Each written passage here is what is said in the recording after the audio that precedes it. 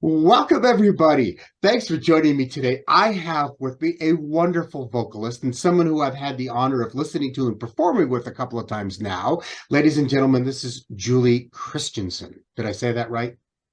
Did I say It's that right? Christensen. It's Christensen.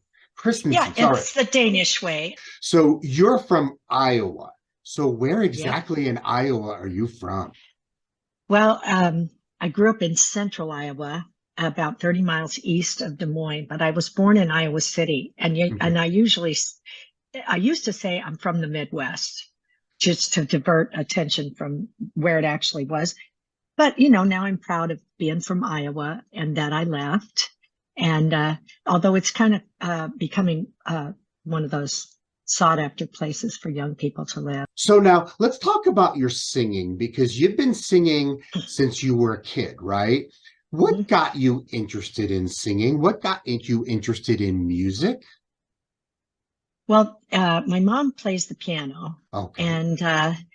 and was like the church organist for whichever Protestant church needed an organist. So we church hopped. But uh, there's a picture of me in sunglasses and a diaper, dancing, and lots of pictures of me doing that. So did you study vocal? Did you Yes. study singing? Did you study with a teacher or was it your mom who taught you? Well, my mom was instrumental in getting me to a teacher who was down the street. We had stair step boys up the street, Mhm. same age as we all were, so we played with these guys up the street, but their mother turned out to be a vocal teacher. She was an alto and I was a lyric soprano and a lyric soprano, but it's gotten deeper. And she really helped me when I would just walk over to her house. And every week I had a lesson and she Mhm. would really help me. And then I kind of graduated to this woman in Newton named Olga Hoffman. She was a good teacher. I'm really Okay. grateful for her. So did you And I learn? also, I was going to say, go ahead. did you learn any other instruments? Did piano, guitar, any of Yeah. those other ones? I started with piano, but I did have the Nazi piano teacher. And when I did the artist way, I, hung her by her fingernails because she was like, when you're supposed to, you know, find your monsters and that's what I did. So after high school, this is an odd segue, but so after you graduated high school, you enrolled in the University of Iowa, which is in Des Moines, right? No, the University of Iowa was in Iowa City, where Oh, I'm from, Iowa and City. Oh, that's right. my And so, grandparents were there, so that's cool. okay, so you majored in Asian studies, which is a bit odd. So why Asian Yeah. studies? Well, I had taken 4 years of high school French, and I thought, well, I'm good at languages, and maybe I would be a diplomat or something. And I had looked, I got a Maytag scholarship. The Maytag two Yes. plants were in my hometown. So I Yep. got a scholarship. It's a full ride, um, anywhere I wanted to go, really. And then I wound up going 80 miles from my hometown. But, there wasn't at that time, to my knowledge, a Berklee College of Music program for singers. Okay. And the programs all over everywhere else were classically oriented. And I had already gotten, into, I really didn't want to sing classically forever.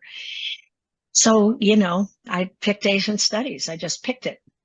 And there were Well, two places that had good Mandarin Chinese programs. The best places at that time were Georgetown University and Iowa. And I got into Iowa's program, which is actually a really good Asian studies program. so after your first year of school, you have just abruptly left college and you went into singing professionally. So what Well, you brought could call that it on? professionally. I got about $5 to $15 a gig because there were 7 people or 8 people in the band, and I didn't have to carry equipment and I didn't sing. I wasn't on stage the whole night. So they just gave me what the flotsam. So, so it was it that much? Did music just draw you in to Oh, yeah, it change? always had.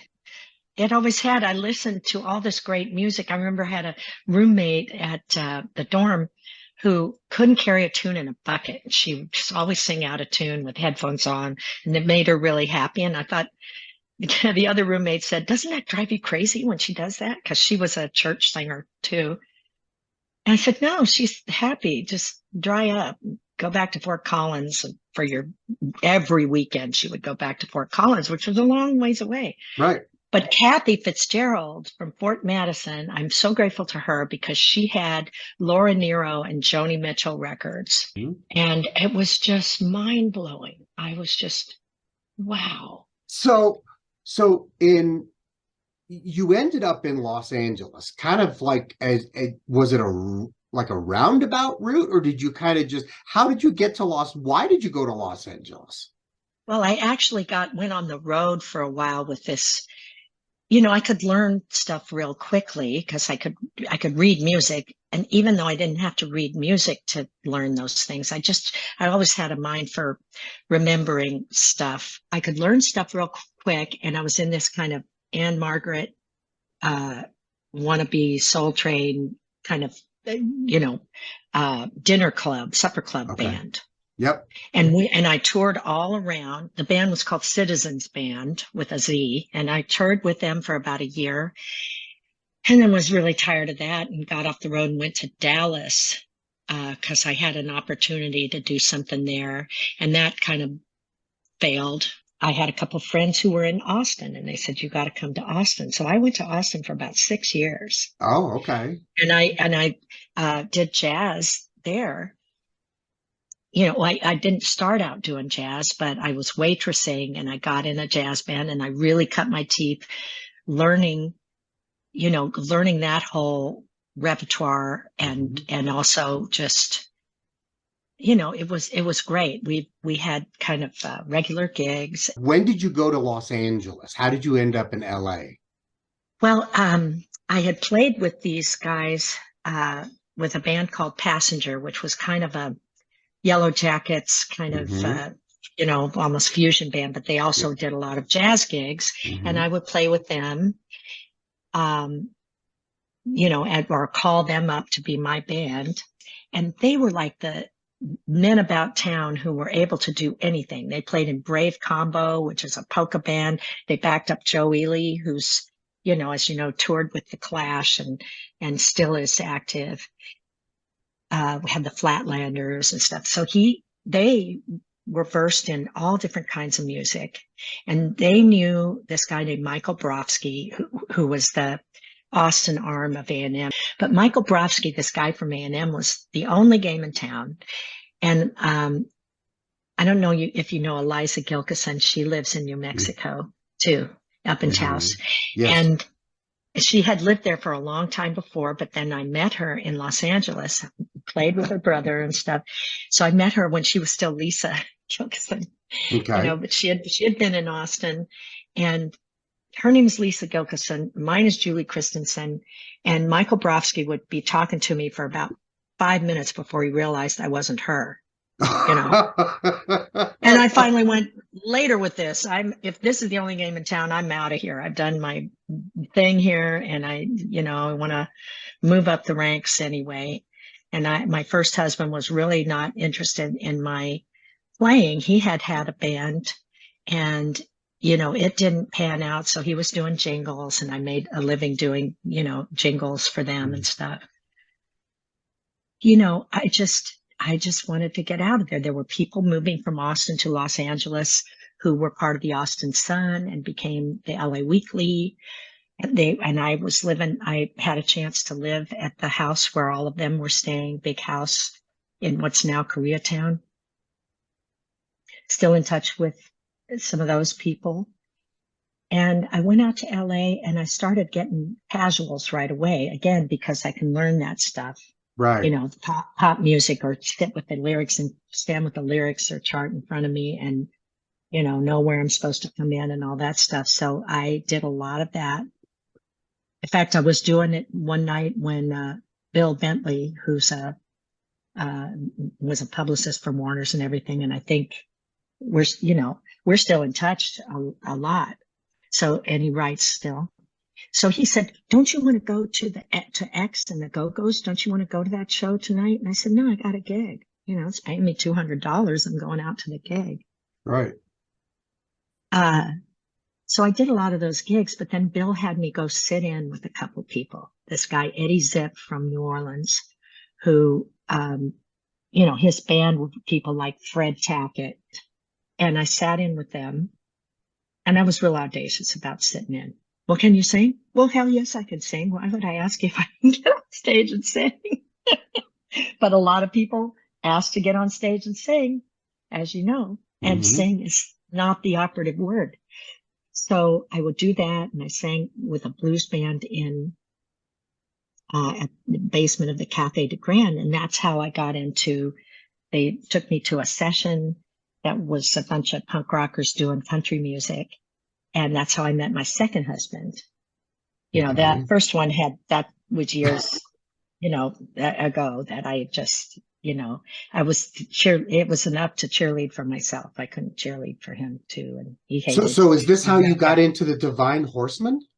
Yes, the guy who was producing that session of country songs, you know, I guess was smitten by me, and he said, "Well, let's do one of these with you." So I recorded Almost Persuaded. Tell me, what do you describe? Because I went and listened to some of it. How do you describe the Divine Horsemen? What would you call the genre? Well, we were they call it post-punk, I guess, because you know, punk was really happening from 77 to 81 or 82, and a bunch of people in that scene said, you know, I don't want skinheads coming and, you know, being in the mosh pit and throwing beers at the stage and, you know, fighting with each other all the time for no reason at all. And, you know, started getting into things like country music and psychedelic garage band music and, you know, rockabilly, various, you know, AC/DC and older stuff, and started standing out. And it was still the punk rock community. You know what I mean? Yeah. Which was artists and, you know, promoters and you know, people who were, you know, a little record company called Slash, which my second husband worked for, and also that was a magazine as well, and he was a rock critic for that. So I have always known a lot of rock critics, and Bill Bentley is one. And that's kind of good news, bad news, because if you're your friend, it's like, well, I don't know if I want to write about my friend, and you know, because that's kind of cheating. And anyway, so but that group of people, I mean, Dream Syndicate was part of that group of people. They're still playing. Sonic Youth. They're still playing. Well, they were more New York, but they were on the same label as we were.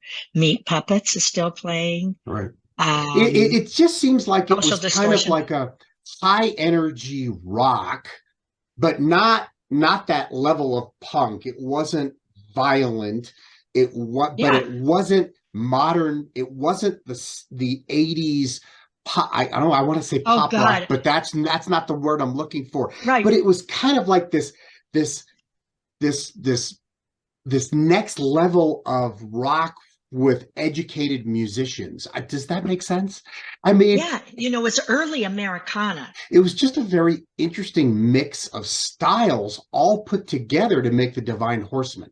And I liked it. It was kind of swamp rock. Oh, yeah, good. It was it's kind of like its own unique style. It wasn't, I agree. It wasn't hard rock. It wasn't that 70s, you know, in your face. It wasn't the 80s pop rock hair band. It was kind of like this to me, down to earth rock kind of stuff. You know, I don't want to say the Allman Brothers and Grateful Dead and stuff like that. But there was some Southern rock in it. Right. You know? It was kind of like in between, you know, if this is the Grateful Dead and there were you guys and there was the hair bands, it was something in between. It was kind of like an underground scene because it wasn't something that most people knew about. So now let's talk about the next phase of your life, because you, in 1988, you joined Leonard Cohen and his band. How did that come about? Boy, that's a hell of an honor. Well, yeah, it really is. And I remember when I talked about the guys in Austin who I Mhm. used to call to do backup? Hmm. In 1979, before I left Austin, they went on tour with Leonard Cohen, and they came back changed. You know, they were just those kind of yo musicians. We call them yo musicians, the guys from the Valley who, you know, were at the time in the 80s and 90s were, you know, wearing sneakers and, you know, and trying to outdo each other with these, you know, fusion solos and stuff. And they were like that, and then they came back, and it's almost like they traveled with a guru or something, and they were, you know, more centered and more, you know, just it really impressed me. And I kept in touch with them. That's how I got the call for doing the Leonard gig. Okay. Roscoe called me. He said, Jennifer's got this record, Famous Blue Raincoat that we just did, and Roscoe had produced that, and they were an item and stuff. And he said, she's not going to go on the tour, but Jenny and I both thought that you would be a good call. Here's the caveat, though. He said, I can hire the rest of the band, but I can't hire you without Leonard seeing you. And he's in Montreal right now. But if you come and do an audition, you know, it wasn't like we taped the audition or anything, but I did the audition, learned a couple songs that we never did on tour. The Okay. guests and Why Do You Stand by Your Window? And the person who was there to kind of get back to Leonard and say whether I was okay or not is a recording engineer named Henry Louis. Hmm. Do you know I who don't know Henry that. Louis No, is? I don't know that name. He engineered Joni Mitchell's Blue and also For the Roses. And Okay. he's worked with Lucinda Williams and stuff. And he was this just really sweet elder who, when I sat with him, you know, was waiting for them to get set up for me to, I think it was for another person to sing. And I was waiting for my ride or something. And I said, Henry Louis, I said, oh, you recorded Blue. And he goes, yeah, she was going through a breakup at that time. And she would call me in the middle of the night at 3 o'clock and say, you know, I'm playing piano better than I have any right to be. Can we go in the studio? We would go down to the studio. Really? And Henry Louis turned me on during rehearsal process, turned me on to the Bulgarian women. And, you know, he would bring a cassette and turn me on to like different stuff. He was a beautiful man. So evidently he got back to Leonard, and I was going to be okay from the musical standpoint. But like Roscoe had said, Leonard needs to meet you because the backup singers are a really important part of his whole presentation. Yes. And so I went over to meet him, and we were talking about keys earlier, about how your voice gets deeper. Mhm. And he was changing all the keys, and you know, I've told this story before, so you can find it on the interwebs, but I'm not going to tell the whole story. But he took me out for lunch. We got a grilled cheese at a diner, and he said, you know, darling, it's going to be really a hard tour. We're going to be at least 4 nights a week in different towns every night. And Roscoe had told me that you know, the least hotel we would stay in is a Novotel, and a lot of the places were 4-star hotels. And, you know, I just told him, I just got off the road, you know, changing in CBGB's bathroom and peeing by the side of the road. And I said, how hard can it be? You know, I can do this. So we shook hands on it. And so he didn't even hear me sing. Yeah, but you did Before get he to hired meet me. him, which is good. So Yeah. someone recommended you, you got the gig. Now you toured with him for what, on and off for how many years? Well, I guess you would call it 5 or 6 years inclusive. I wasn't on the record of I'm Your Man, but we toured on the strength of I'm Your Man, the one where he's holding the banana. Mm-hmm. And the song I'm Your Man and Tower of Song are on there. Okay. And we toured on that. We were supposed to go out for 4 months in the spring in Europe, and they loved us so much in Scandinavia, we had to go back. And then a bunch of other people picked up on it and had us back. And we had this Danish promoter that put us in all sorts of places. Mm-hmm. And so we were on tour more than 7 months of that year. Wow. And some That's a of it was long tour. stateside. Yeah. And some of it was stateside, but it was wonderful. It was a Okay. really wonderful time. It was a great band. And, but stateside, Columbia Records kept saying, oh, we're going to break you in the States. And, we would be playing places, like the Fillmore West or, someplace that was in a tent or something, not very big places. And, as you know, when he went out in 2008 for like, 7 years, all of a sudden he was on the map and everybody acted like, wow, this is the greatest thing since sliced bread. But no offense to that band, because I love Sharon Robinson and she was a great part of that thing. And a couple of people from our band were still part of it, but it wasn't the band that we went out with in 88. Right. So now, and 93. In 2005, you did a documentary with Leonard Cohen, and it's called I'm Your Man. Now, that was recorded, I think you said, in Australia? Yeah, at the Sydney Opera House. Oh, at the Opera House. Which is so cool. Yeah. And so they recorded the concert footage there, but then, of course, they went around and recorded Bono talking about it and other people in Leonard's sphere who were the talking heads part of it. Mm-hmm. And it was great. It was a great opportunity. So in 1989, you were signed by Polygram Records and you recorded an album, and I think it was produced by Todd Rundgren, but it never got released. What happened with that? Oh, like it happens. Everybody's got a story like this. So the politics changed, it changed hands. The executives and our people changed hands. And, in 89, I was actually still in kind of a demo deal.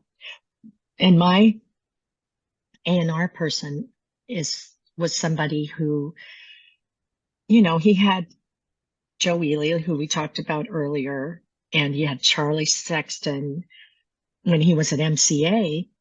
And, those are two people that the record company should have been able to fly into stardom because they were, stars. And I'm not saying I was that caliber, but when he came to Polygram, he had come out to hear me at McCabe's or something and wanted to have a meeting with me and stuff. He was, he was trying to turn it into something. There was another band who he signed at that time, or he didn't sign, he signed me to a demo deal, but he signed a band called Mother Love Bone. And when they lost their, I was sober by this time, mind you, and he knew it.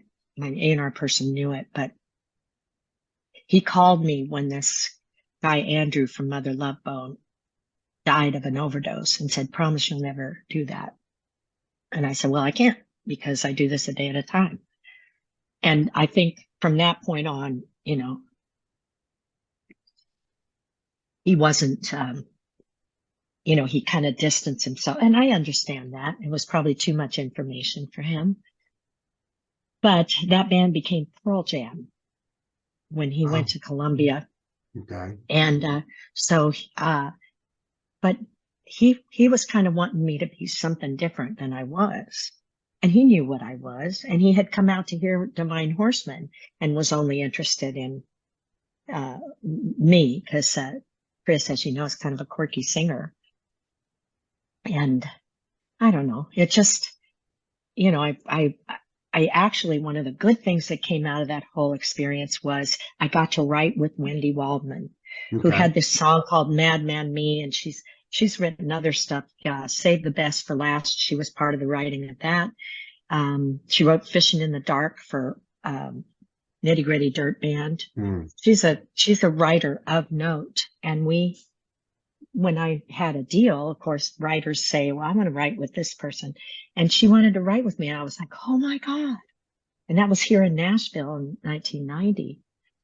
Anyway, it just, it went south, and that's Yeah. all there is to it. But in 2025, the record's really good.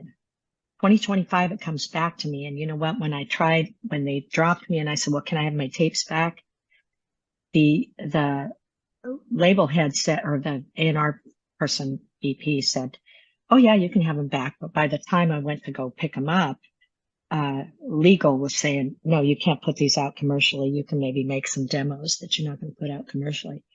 So when I got the tapes, I copied them onto another set of 24 track 2-inch tapes. Okay. And I carried them around for years, but somebody who got interested in it baked them and has put them on Pro Tools. So at some point, I'm going to get the legal stuff figured out, you know? Okay. So, You said 2025. I'm assuming that's not the year. What do you mean by 2025? Is that a year, or is that copyrights are supposed to go back at 35 years, but it doesn't do it automatically. You've got to get a lawyer to help you through that. So your date you're looking at is 2025. Now I understand. Okay. Yeah. So I know I'm messing up the timeline quite a bit here, because you lived in Nashville, right? But now you live in Jemez, New Mexico. So tell me how you ended up. What brought you to the Jemez Springs? What brought you to the Jemez here in New Mexico? Which, if most people don't know where that is, Jemez is a small little mountain community, about a 45-minute drive to the northwest of Albuquerque. So how did you end up here, and why and when? I got to hear this story.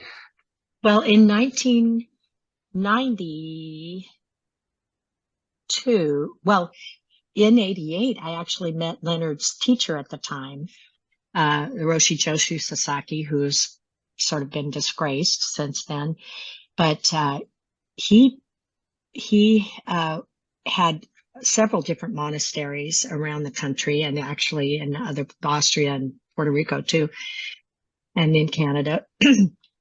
He had a place, he had a monastery in Jemez Springs, and it's still there, but he's not associated with it. He died at 105.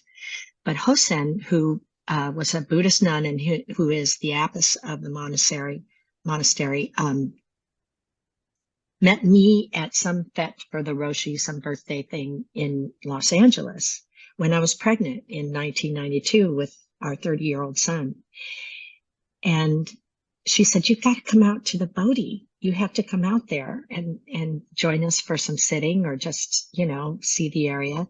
So it took me years to come out. It took me like 4 more years to come out. And I was like, oh my God, once I got there. And I did.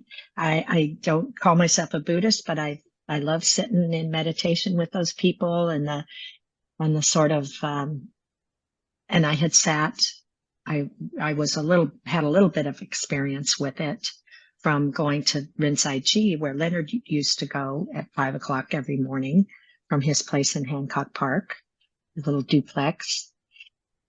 And so I kind of settled into coming out here every so often to the Bodhi. And so did our family. Our son has grown up knowing the abbess's twin sons, who are now 37. So the way I wound up in Nashville was because in Ojai, California, which is about 80 miles outside of Los Angeles, where we raised our kid, it was just, now it's really blown up. It's like, oh my God, it's, I don't know what to equate it to, but it's, it's like, those communities in Napa, Carmel or something like that. Mm-hmm. There were little sleepy towns that just became overrun with city people who, are just annoying, and who spend a lot of money and drive the property up. And we had the house on the market in 2008, we just had a little acre in the East End, but they're not making more of that. So we put it, 60 people came through and looked at the place. And when we had to take it off the market in 2008 and hunker down and wait till 2013, you know, when we would be kind of out of the woods, and we were looking for a place to be. And I was involved with the folk community by that time. You know, I went to Folk Alliance after I was 52 and got a guitar. I went to folk conferences every year, and that's how I met a lot of the people from Nashville, and how I met a lot of people in the underground roots community. Did like 4 records that are really connected with that genre and everything. Americana, and they knew who I was because of Divine Horsemen, because it was kind of a seminal thing for that. Right. And so I moved to Nashville, lived here 7 years, and it was a beautiful time. Okay. And Nashville proper Davidson County is blue, for one thing, and there were a lot of, you know, really creative people. It was like Austin in the 70s, like when I was back there. Just really dug it. And then all my friends got priced out of the neighborhood I was in and are flung to the winds. The pandemic happened, and they all, you know, they decimated their work, because the only way they could make money was to get out of this town and go to places that paid and would buy their merch and stuff. So I was thinking of Hamas. I was looking at places around here, you know, that were still not out of sight, and nothing was really popping. And I said, let's look at Hamas, you know, let's get some land there and maybe put a yurt on it, and we can have a place to go that's not here every so often. So I was talked out of doing that and getting something that was already built, because it's a mountain town and nobody wants to build. So we found this place in summer of 2020 and moved during the pandemic, which is just completely bonkers. So that's how we got here. Okay, so you roundabout way, you ended up in Hamas, New Mexico in 2020, which, you know, you're right, it was a heck of a time to move here. So, so your music is extremely diverse. We've talked about the Divine Horsemen. We've talked about, I mean, you've got like 5 or 6 different albums out. You go under. No, I've got 9. This is my 9th. Oh my God, album. 9. The ones that are called Julie Christensen and Stone Cupid, or Stone Cupid, it's still me. And it's still under the same moniker on the streaming services and stuff. So there's 9. And that's what I was going to ask you. So you have 9 albums out, and we're going to talk about it. So your music has changed, because I've listened to a bunch of it. Your music has changed over the years. As you said, you started out kind of more of a rock thing, and then you kind of went to a folk thing, and then and we'll talk about your new album here in a minute. How do you describe your music? What would you call it? Well, my friend last year, my friend Rain Perry, who's a wonderful singer-songwriter and artist, she said, whatever happened, you used to have on your business cards, you used to have Great Plains Soul. And you know, so I kind of, you know, I'm going back to that because, you know, I did start with a, you know, die-hard country band. I mean, it was country and Western swing and country rock. And, you know, kind of it was on the heels of the Graham Parsons Cosmic American Music thing, you know. And then I did that jazz in Austin. I had always wanted to do jazz, and I was the one who kind of brought that band along to do more Western swing. Then, you know, was doing pop music and found my way to Divine Horsemen, the swamp rock, psychedelic underground stuff that was going on after punk. And all that time I was doing swing music for money, because you couldn't make money in the other way. So, well, you could a little bit. And then when I got sober, I played with Leonard Cohen. Then when you know, so it all kind of melded together. And so there was kind of folk rock, folk jazz on the first record, Love is Driving. And a different every time. There was kind of soul on the next record. And then I did a straight jazz record. I did an angry anti-war rock record. I did and that's my blessing and my curse. I like all different kinds of music. And I've talked to Hal Wilner when he was alive about this, and he's the same. We all heard Ohio at the same time Okay, on so FM that's why radio. it's called that. Okay, so because yeah, and that's what I was trying to say is your music is so diverse, and that's why I'm like, well, how do you describe your music? If someone were to ask you, how would you describe your music? So what did you say it was on your business card? What did you call it? Great Plains Soul. Because I've Great always Plains.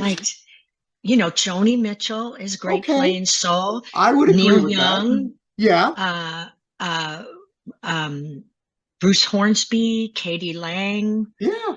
a lot of things that I like a Yeah. lot. Oh, and that helps out a lot because that's now that makes a lot more sense that Mhm. the way you describe it. So thank you because that was something that I had. I was starting to type my questions. I'm like, how do you describe your music? Because it's so diverse. So now, I know, I like to keep them guessing. so we're going to talk about your new album, and let's see. There it is. I know it's backwards. Let's see. Is it still in? There it is. Okay. So No, it is. It's okay, so this is called The Price We Pay for Love, right? And this is the one that you did. It was a collaboration with our mutual friend, Terry Burns, who I know you've known for many, many years. And Terry's a wonderful bassist. So and a what? wonderful guy. Oh, he is. He is. And my interview with him was so much fun. And I love working with him. He's always got a smile on his face. I tease him about it all the time. Always has a smile. He So loves what he does. oh yes. So what tell me the story behind this album and what brought you guys to make this? I mean, I know the background. I know you guys used to work together in LA and you guys used to play in a swing band together. And I know all of that, but I guess there's a backstory of how all of a sudden you decided you wanted to work with Terry. Tell me about that. Uh, so we would always send our CDs to each other. And he sent me right while we were packing up to move from Nashville, he sent me his Arroyo record. Mm-hmm. And the return address was Rio Rancho. Mm-hmm. And I went, Terry, we're going to move to Jemez Springs. I think at that time we hadn't gotten our place yet, but I said, we're going to move. And I am so glad that you're in Rio Rancho. So when we got there, late 2020, I was driving around one day and I was listening to a favorite album of mine, John Scofield's Quiet from 1996. And I was singing along with everything like I always do, including Wayne Shorter's solos and stuff. And I said, let's do something together. We're here. You've got a studio. Let's do some stuff. So I mentioned A Way with Words. And by the next day, he already had like a orchestra takedown of it and had and it was not in my key. It was in the original key. But I said, oh my God. Yeah. Wow. Well, I thought we can do this. I thought we were going to make a record of all John Scofield stuff. So he recorded a Latin thing that's on there called Door Number 3. And he had that all done. And as we were picking the songs for the record, I realized that's not going to go on this record. We're going to have to make another Latin record, and we're going to probably start soon because we already miss each other. So we started, he came up with Can't I Find My Way Home. He had already started that a while back. I listened to Hey Shira one day and said, God, that song is just so my story. And we just started doing, thinking of stuff we wanted to do that we had no business doing. Oh, and it's a great album. It's a great CD. And the funny part about it is that when I talked to Terry about this, he said, when she mentioned it to me and we were kind of coming up with the idea, he said, all of a sudden, he said he had like 1,000 ideas in his head and he just went and put them down in the sequencer and he just started recording them and putting them out. And he said, then he presented them to you. And he said something to the likes that you were shocked that he had come up with all of these so damn fast.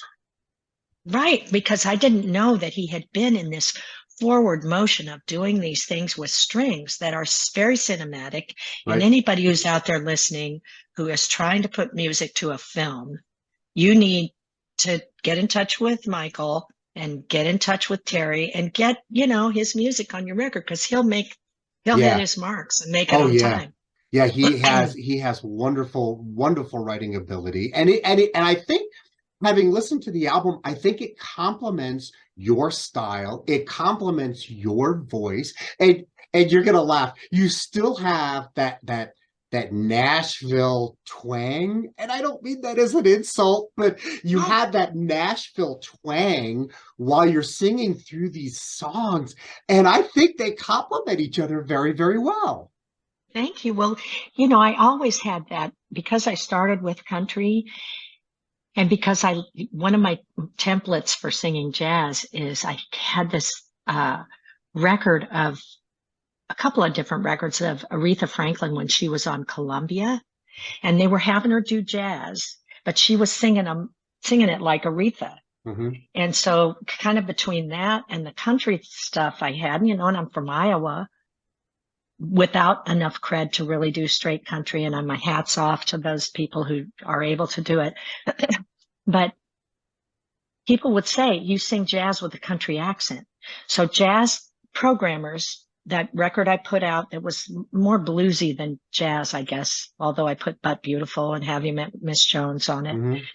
Mm-hmm. That record just wasn't, it wasn't received because I didn't know how to promote it. But also, even the jazz people who I knew who might program it, I just don't have, just like I don't have the cred to do country, and I'll never get programmed there. I don't have the cred to do jazz. I couldn't call the record jazz. I called it Americana. Right. Because Americana is a big tent. Mm-hmm. And, finally they recognize Los Lobos and Mavis Staples, and they're even sneaking some jazz in there because it's American music and it's organic music. Right. We're running out of time. I have time for one last question. I know. I'm so sorry. No, that's okay. I want to ask this question because musicians have the best stories. Really, musicians have the best anecdotes. So, do you have a strangest gig, funniest story of something that happened to you that you could tell us about, that you will or may not get somebody in trouble? Do you have a funny story that you're willing to share? Okay. Divine Horsemen was opening up for John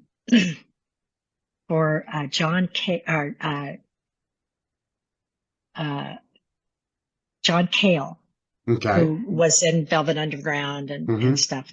And the whole gig was like Mercury must have been in retrograde or something like that, because there were so many things that were happening with this gig. It was actually a gig that was put on and promoted by the people who now do Coachella. Okay. Those two guys were like, a big deal back then, but they weren't the big deal they are now. Right. And they put together this gig on a big stage, and we got on stage, we kicked it, we were kicking ass, and there were guys down front, it was the mosh pit era. And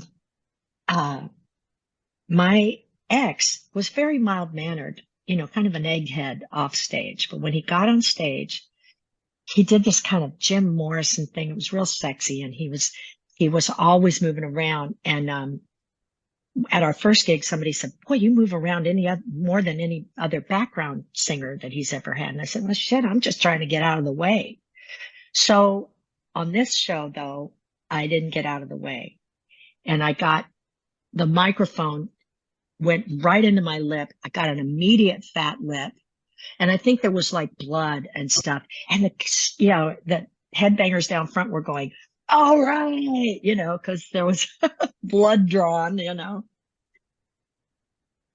Oh no, that's and I got backstage. I had that fat lip for days, but it was a badge of honor. We are out of time. I want to thank Julie for joining me today. I want to thank you for putting out your latest album. I want to thank you for all the things that I'm looking forward to hearing you do here in New Mexico. And ladies and gentlemen, we'll catch you next time.